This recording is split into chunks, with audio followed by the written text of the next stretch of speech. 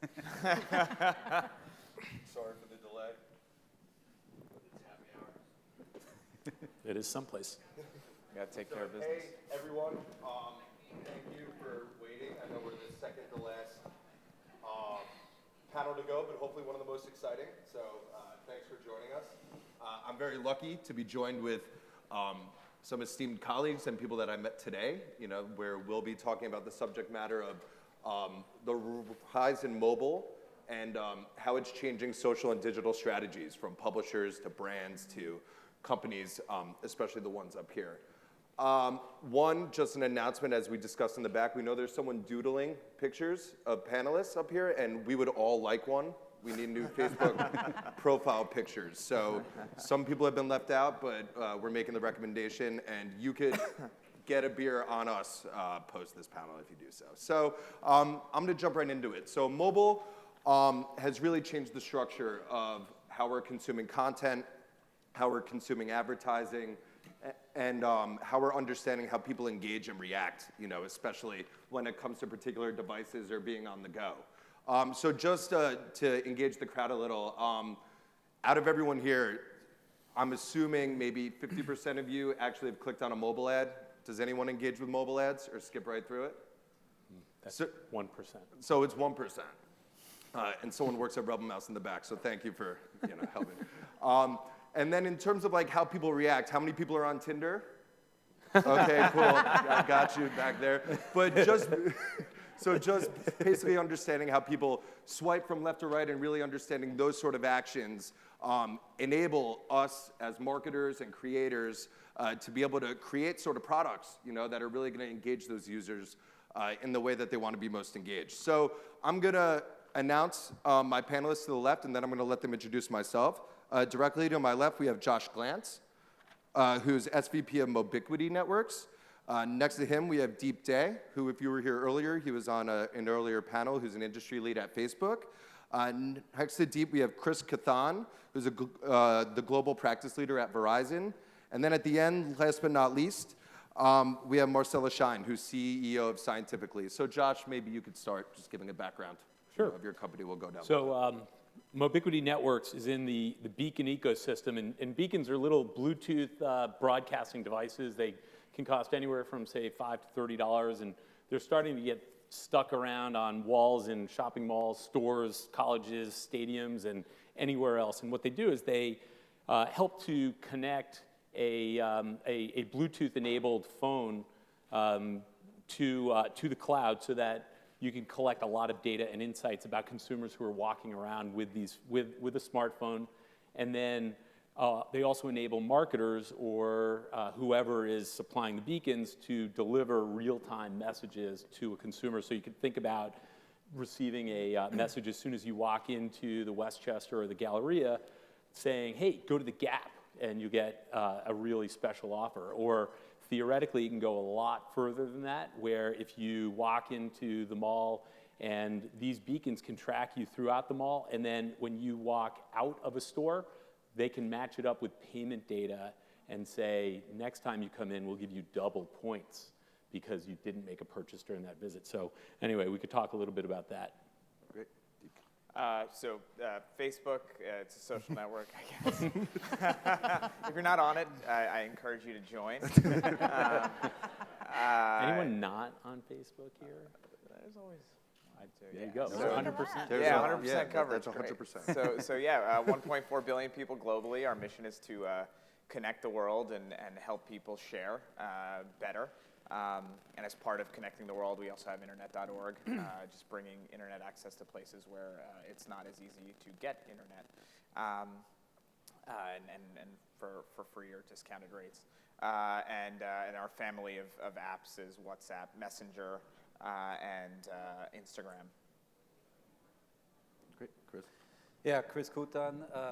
Okay, I'm the phone guy. So I also have to be here when talking about mobility because somebody has to move that data around from your mobile phone somewhere else.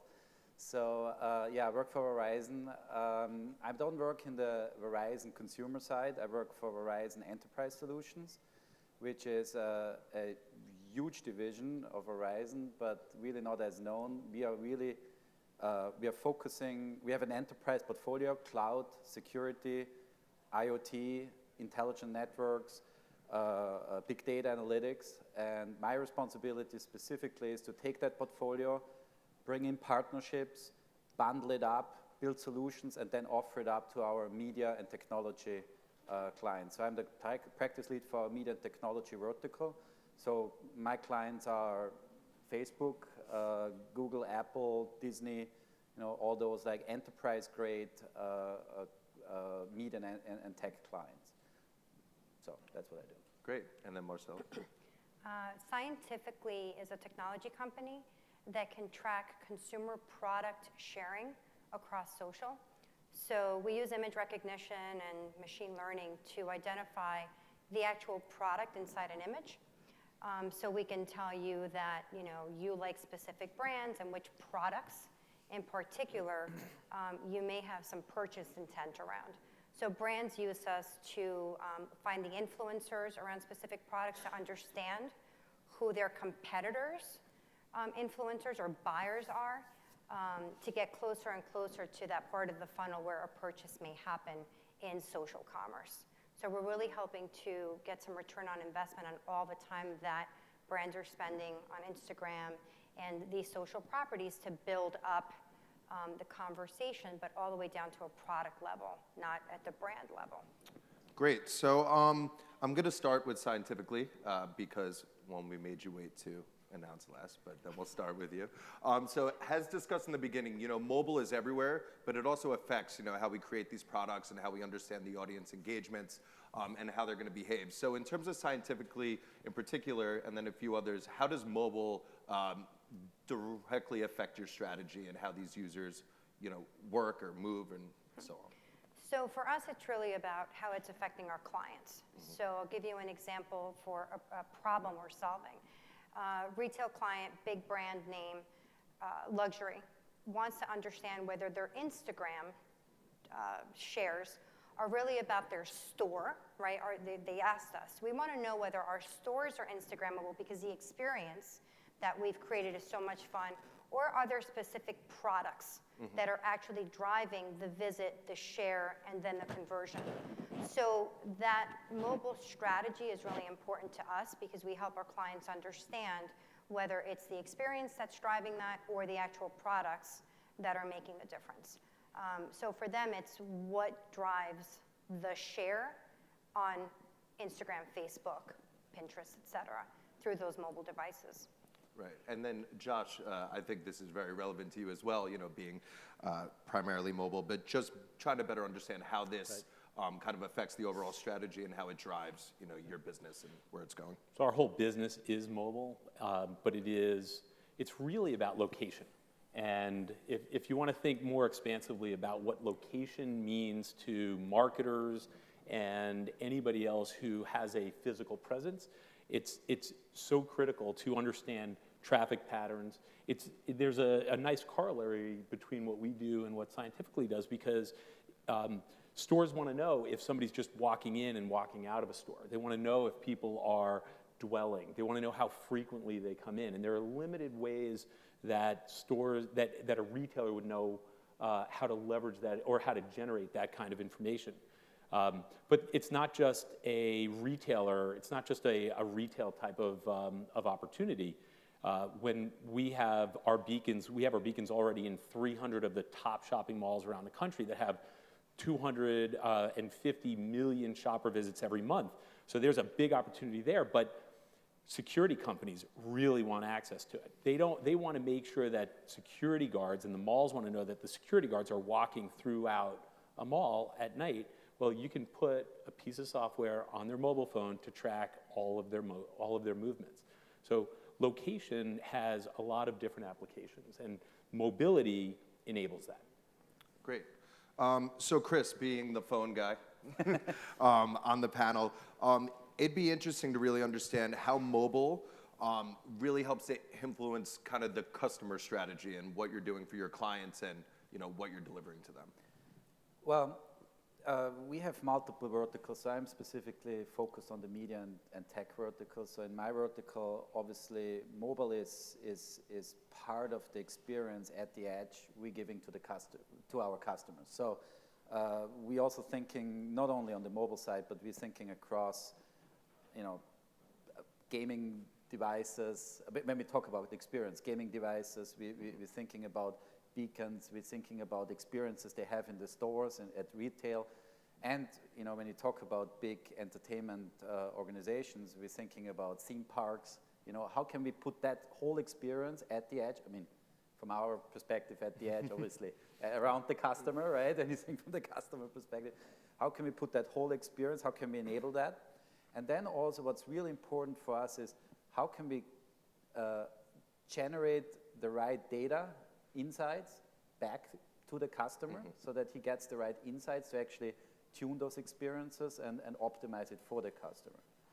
A second aspect is with all that data being generated, how can the customer then really optimize and kind of, this is this big buzzword, this digital transformation, transform its the internal processes and optimize the internal delivery methods or whatever to even deliver better experiences. So that's kind of like, it's a two-edged thing, right? Internal and external. So. Great. So I'm a big content person.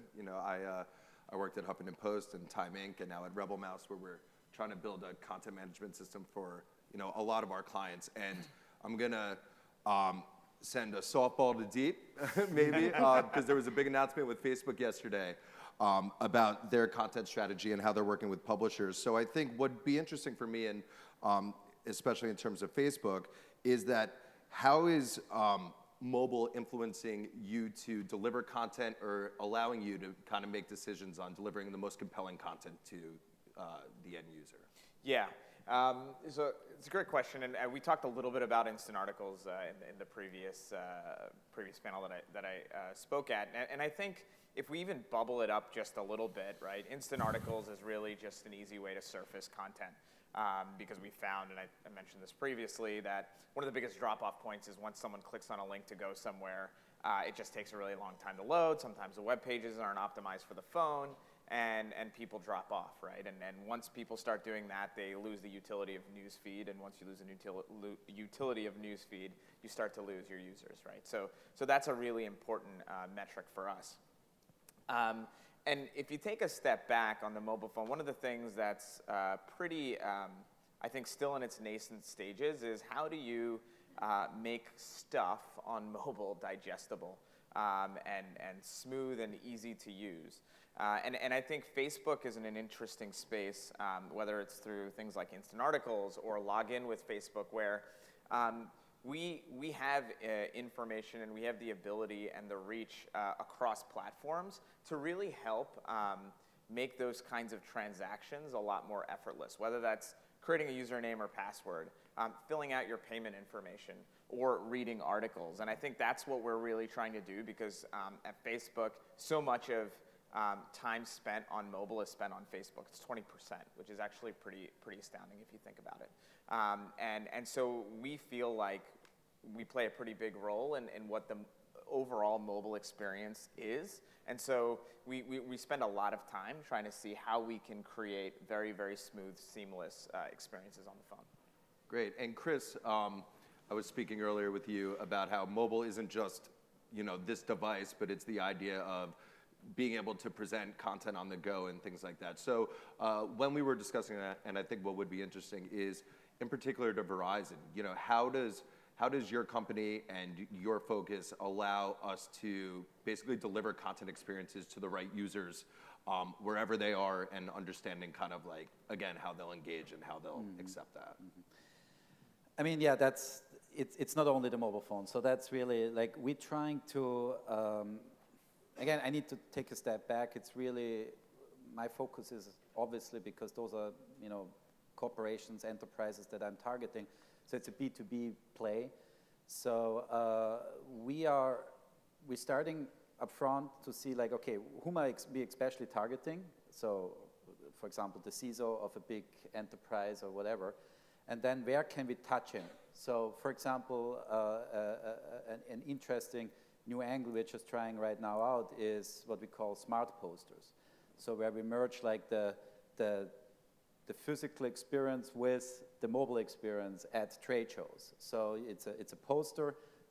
They're all over the wall, and you have a browser in your mobile phone, and when you move the phone over the poster on the wall, it's a normal wall, obviously, you move the phone over the poster, in that moment a video starts to play. Or it sends you, in that moment, it sends you a link back to your home, where you then can download a free report about a subject that was being talked about on the conference or things like that. So we're trying to kind of merge those experiences a lot. So not only touch them on the mobile phone itself, but like kind of make it interactive. That's on the B2B side. A little bit on the B2C side is when we expand the experiences with beacons, for example, into theme parks. Like how can like a customer that is signed up with a big entertainment client of ours, they go to a big theme park of a client of ours. They go to the gate, and the gate opens and welcomes them as like person blah blah blah, right? So that kind of interaction is very interesting when you have a lot of devices out there you can utilize to interact with your clients or customers. So I know a big topic for everyone, and especially the panelists up here, is data. So before we jump in, it'd be interesting for everyone that signs up for Google and Facebook and Gmail. How many are aware of how much data they're giving those companies, whether it's name, address, phone number, your location? I'm pretty sure everyone's opting in, or if you're not opting in, you're missing out on some things, which we'll discuss here. So I'd love to start on the end with Marcella. When it comes to understanding data, and especially data on mobile, what in particular do you kind of dive into and take into account, for scientifically, but then also for your clients? So I think the key thing is similar to what you said, just the percent of customers that are using mobile to communicate. So are you doing your shopping on your mobile device, or are you waiting to get home to do that shopping? And I think really it's about that trend, what you as a person do or your customers do to make a purchase decision, right? So those are the key things that we look at. What percentages are they spending on those? Why? Because if you're optimizing your branding, your marketing, your push for the wrong device, if you want to call it that, you have to make some changes to your time spent on that. I'd like to think back to the days where social media marketing was free, where people had that concept. And the reality is that there's always been some time component to preparing your content, your media for these different interactions, right? So we look at those numbers to say your customer is spending time on these properties, and this is how you should be optimizing for that experience. And I think depending on the size of your business and what you're selling, those things will change.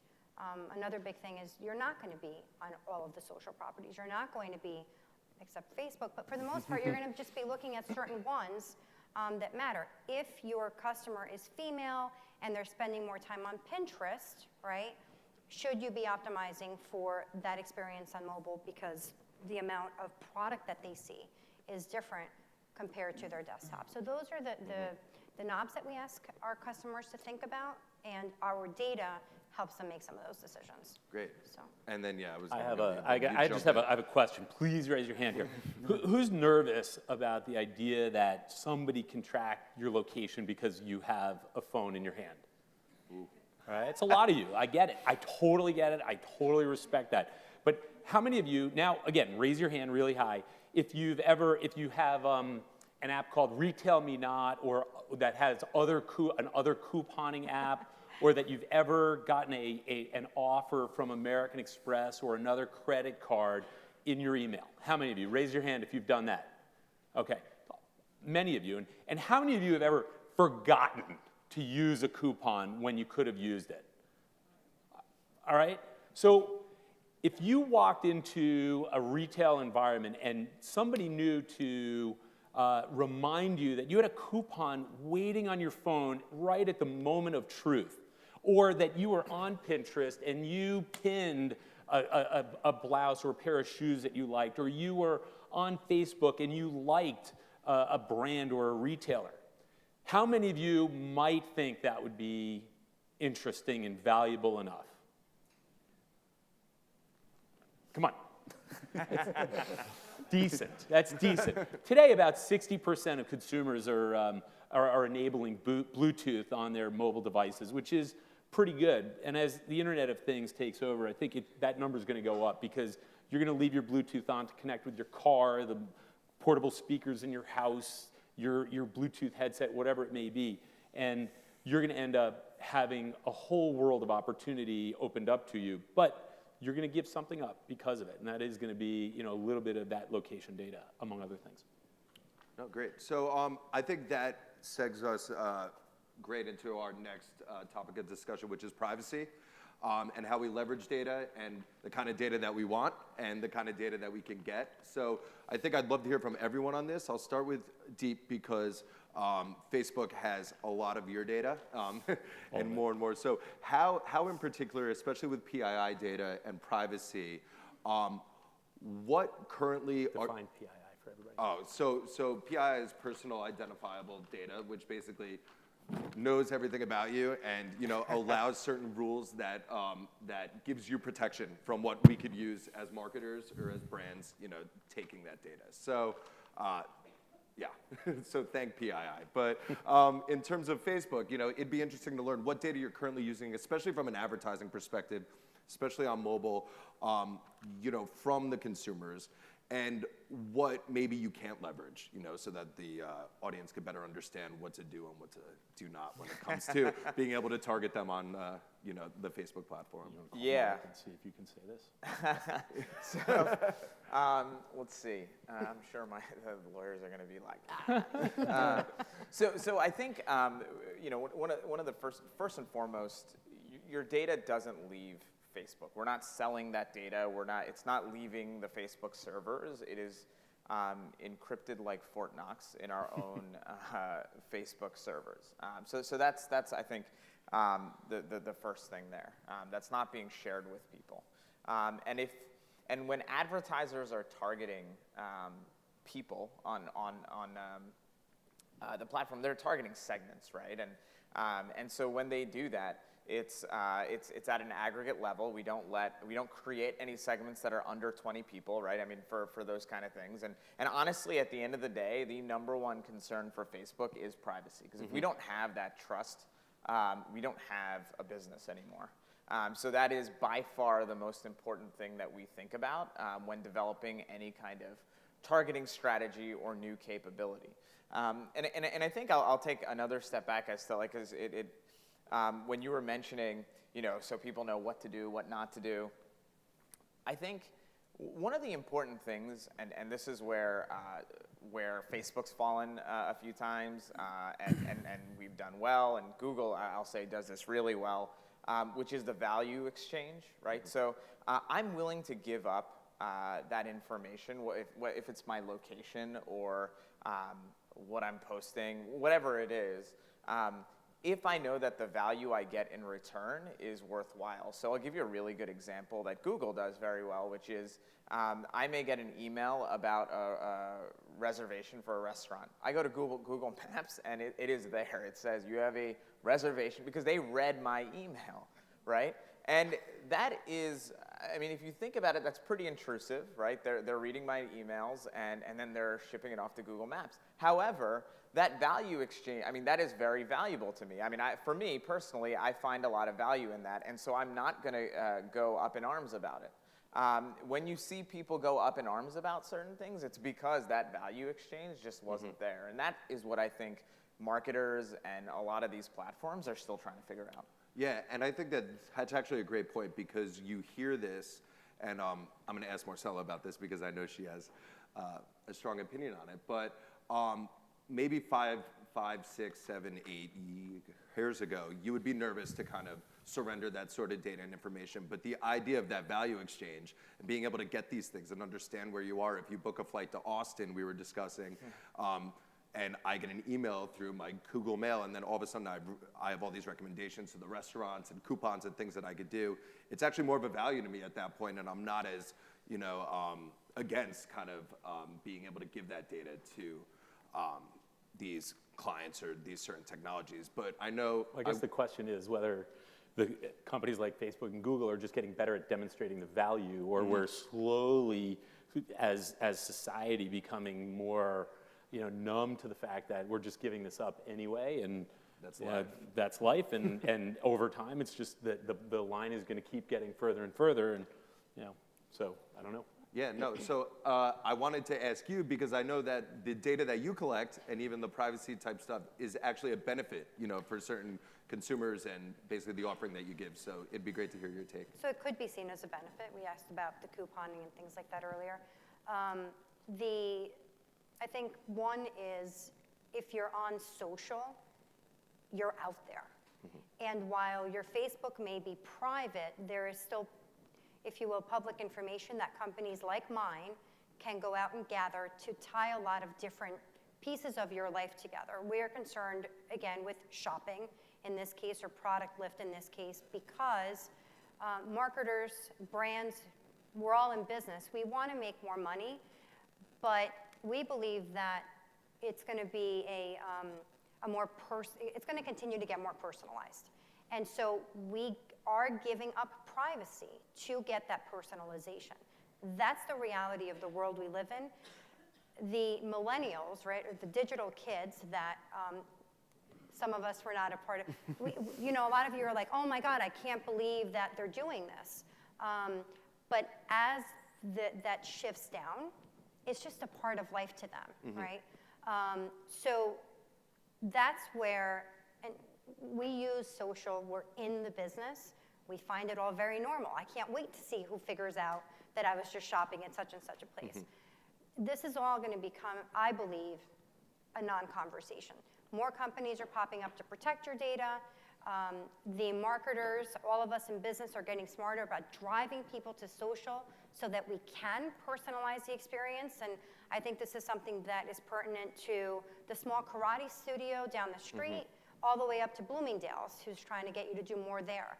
So that's why I find this privacy conversation almost laughable today, because I think in even 5 years, it just will not be a concern, because our mindset will have shifted so much. People get mad at me for saying that. My family, they're like, that's so wrong that you know these things about me. Yeah, then don't pin, don't share, stick to Facebook and keep it private. Yeah. If you're on Twitter, Pinterest, and a gazillion other places, then yes, we will know these things about you. Great. So I think something that's interesting, and it's the title of the panel, and I was going to ask what not to do with mobile strategy, but it seems like there shouldn't be a differentiator between a mobile strategy, a social strategy, and everything's in one thing. So I'd love just the take on that when companies, whether you're a small business or a large business, and you're thinking about this strategy, and you're saying, well, now that I heard this panel, do I think about mobile? Do I think about data? For someone that's starting, like the overall approach to building this sort of experience and the things that are most important, whether it be mobile or whether it be social, kind of like the ground rules of what makes a good product, makes a good experience, and we could go right down the line with that one. So I'm going to probably answer my own part of that, my own version of that question, and just talk as a digital marketer in general. And since this is about convergence of mobile and digital, and if you're a small business and you're based here in Westchester, there are a lot of ways that you can leverage mobile and social together that have really never been available in the past. And we were talking earlier about how historically you might have somebody sign up on a piece of paper in your store, or if you're a B2B company, you're asking somebody to sign up to get a sales kit. Well, today it's less about mailing out a nice glossy packet, and it's not even about email anymore that has been so prevalent over the last, say, 15, 20 years for CRM and digital marketing, but it's really bringing together all these social channels, whether it is Pinterest, Instagram, and Facebook and LinkedIn and building up a presence, building up your persona as a business and as a business person, and leveraging all of these channels, and how mobile becomes a really critical part of that, because it's so instantaneous the moment you engage with your customer to the moment you convert them into a repeat buyer.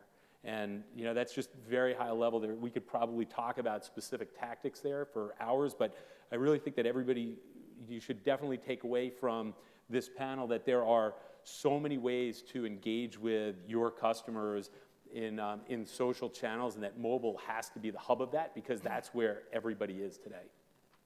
Yeah, and completely agree. And the one thing I'll say is, it's not just mobile when you're starting to think about your presence. I think it's just this cross-device world, right, where people have multiple devices, and you need to think about these multiple interfaces and experiences to cater to. And one of the big big areas that I think a lot of brands or small businesses aren't really thinking about is, how do you measure that, right? If I see an ad on mobile, or if I'm communicating to someone on mobile, but then they go into my store and buy something, how do I make that attribution possible? Now, obviously, being Facebook, I can tell you. Yeah, so there's definitely solutions. We have solutions, but I think thinking through your strategy and that mobile and social, we just think of Facebook as honestly a massive distribution platform where you can reach people.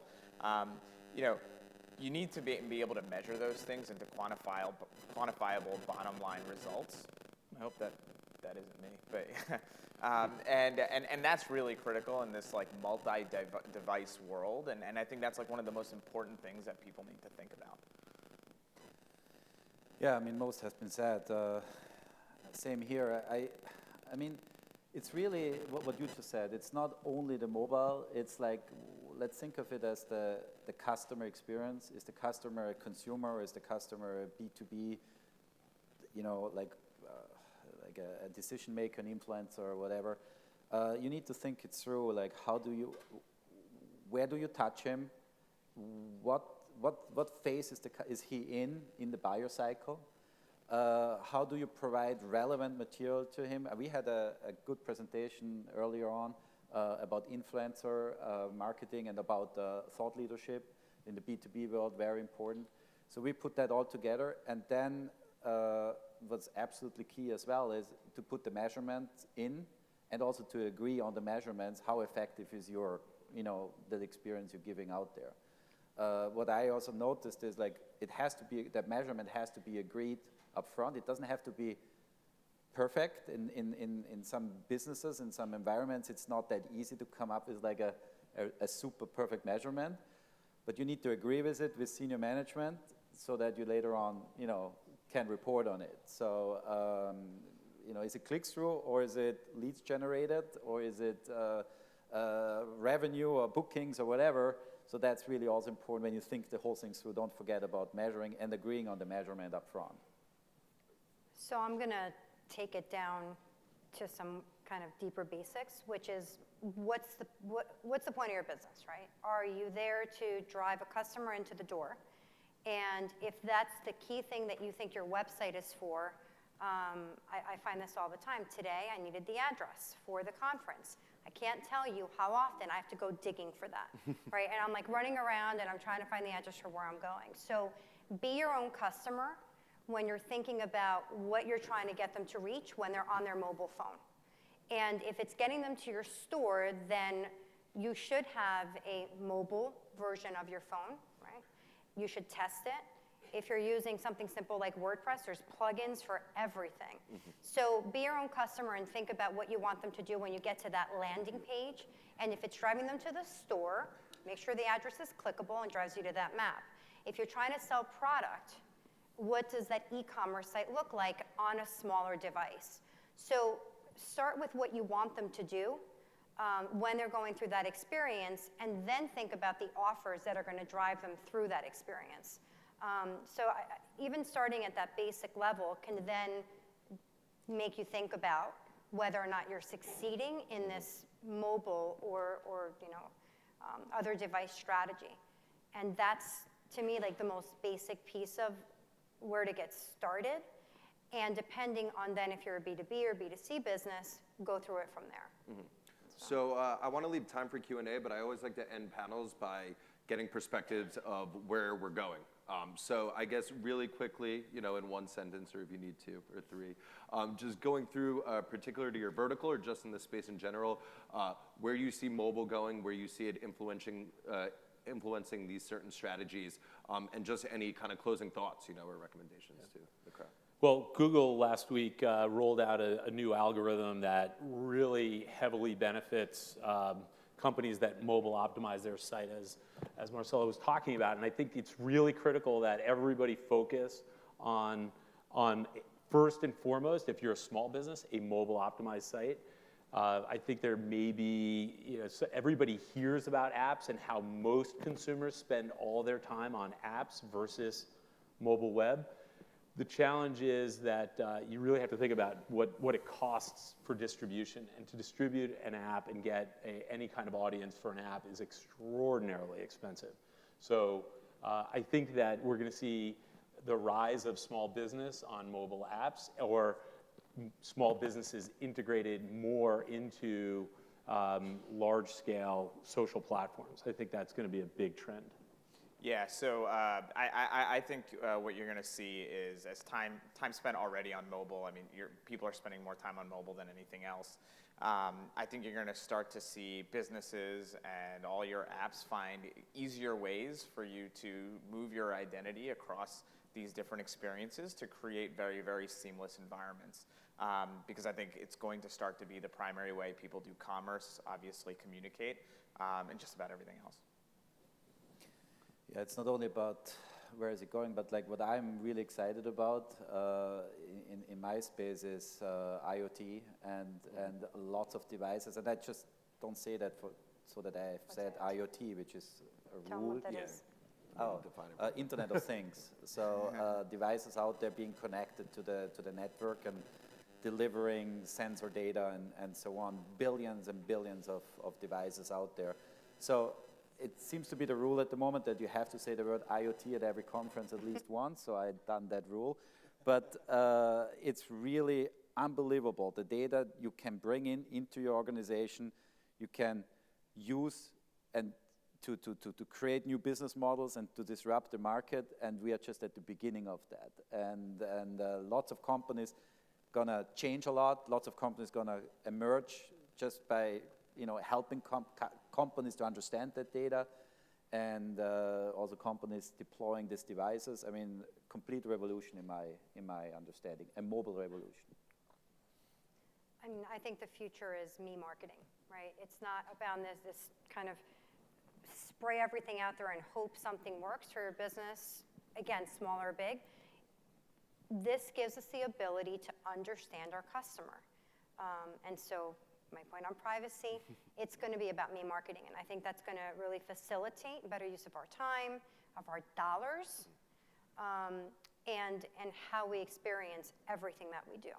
So that's where I see all of this going. So double down on Beacon. Okay, so we have 2 minutes, so I'd love to address any Q&A or questions from the crowd. Unless I'm blinded, I don't see anyone raising their hand. All right. Well, I want to thank. Wait, we got one? Oh, we got one. Break the ice.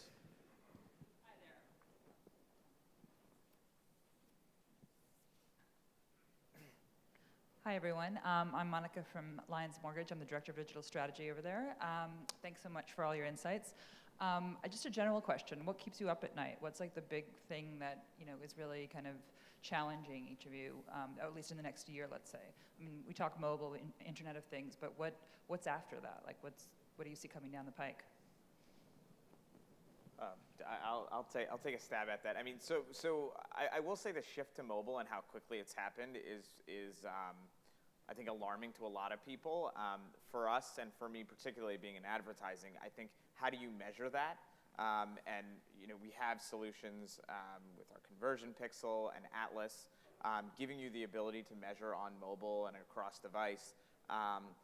But until people start to adopt that kind of mobile measurement solution, media on mobile, like that's where time is going. But we haven't figured out a way to like actually measure what that time means to people, and until we can do that, you're not going to see really understand the value and power of mobile. And so that's actually one of the more troubling things, especially in financial services, where you rely so much on digital media to deliver efficient, whether it's leads or credit card conversions, whatever it is. When someone's seeing that ad on mobile but applying on desktop, how do you attribute that ad? And I think trying to get our partners to start thinking about their business that way is what really keeps me up at night, I guess. Yeah. So Facebook has a unique position because they have so much scale, they can roll out what they want and get some market penetration or a tremendous amount of market penetration immediately. As a startup company in a very new sector, beacons are really pretty shiny objects right now from a trade perspective, and you have everybody talking about them at conferences, and everybody wants to hear more about them, but it's really early, and what keeps me up at night is that it takes so much longer to get market penetration and to get takeoff on something new like what we're doing right now. I'm going to get points for this one. Big data is another one that we have to mention, right? So my concern is how the heck are we going to make all of this data digestible, right? That's a big part of our job is when we go in to sell and they see even the word analytics, they just want to kick me out the door. Please do not bring me another data set that I'm supposed to understand and then know how to take action on. I know they want to just go running the other way. So really, we spend a lot of time thinking about how to make this data digestible from the small business that is just starting out using our turnkey product to the enterprise that just has to figure out how to use yet another piece of data. So that's what worries us, certainly from a startup growth perspective, because we have to break through that. And then from a UI, UX, and all that good stuff perspective, how do we make this digestible and actionable? And that's a really tough thing for I think all of us. Maybe the last sentence. Yeah, is go for it. Security. So what I was I ran a mid-sized company before, and that at least kept me up back then. Are you especially when you're handling sensitive data, are your systems secure? And yes, that's a key question. But always additionally ask you one more question. Whom do you call when you are hacked? And is that guy picking up the phone 24/7? How long does it take until he comes to you and fixes it? And are these guys good? So just ask you that question. If you cannot answer that question with confidence, call somebody else or whatever. Okay? Yeah, awesome. So I want to thank everyone in the crowd, and especially all the panelists that joined us today and give us great insights on their specific verticals and mobile and where the space is going. So thank you all. Thanks, Jack.